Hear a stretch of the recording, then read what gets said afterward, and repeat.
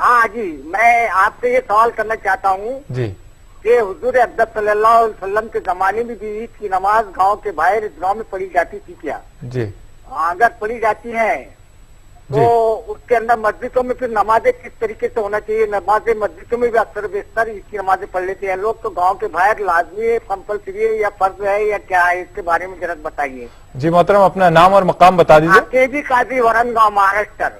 अच्छा जी, बहुत शुक्रिया आपने हमें कॉल किया। आइए आपके सवाल से मुताल्लिक क्या कहते हैं मदनी साहब, बताएं।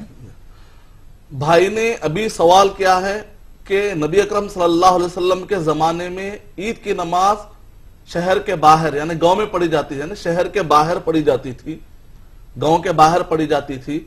तो ये सबसे अफजल तरीका है, सबसे बेहतरीन तरीका यह है कि नबी अकरम सल्लल्लाहु अलैहि वसल्लम की अगर आप ये सुन्नत पाना चाहते, एक तो है कि ईद की नमाज आप अदा करते हैं तो उसका सवाब आपको मिल जाएगा। ईद की नमाज आप कहाँ अदा करते हैं? शहर के बाहर जाकर, जहां पर आबादी नहीं होती, वहां जाकर आप अदा करते हैं तो आपको और एक सुन्नत का सवाब मिलेगा। लेकिन अगर कोई शख्स शहर के बाहर नहीं जा सकता, शहर बड़े बड़े हो गए, तो ऐसे वक्त पर कम से कम कोशिश ये करना चाहिए कि खुले मैदानों में पढ़े। जैसा कि अक्सर अल्हम्दुलिल्लाह मुसलमान इस पर अमल करते हैं कि शहरों के अंदर जो रहते हैं खुले मैदानों में कहीं पर भी कोई ग्राउंड लेते हैं या एक ईदगाह की जगह ही अलग कर देते हैं, तो माशाल्लाह ये तो और अच्छी चीज है।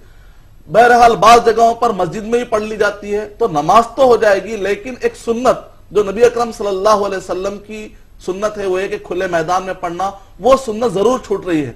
मस्जिद में ऐसे लोग जो घर के करीब बूढ़े हैं, खवातीन हैं, वो पढ़ रही हैं कि भाई मस्जिद करीब हो रही है, खुला मैदान नहीं है, तो अलग बात है। लेकिन बहरहाल कोशिश ये करना चाहिए कि हम नबी अकरम सल्लल्लाहु अलैहि वसल्लम की सुन्नत को अपना लें। कैसे पढ़ना चाहिए? मस्जिद में वैसे ही पढ़ना चाहिए जैसा कि आप ईदगाह में पढ़ते, दोनों में कोई फर्क नहीं है। उम्मीद का आपका जवाब मुकम्मल हुआ।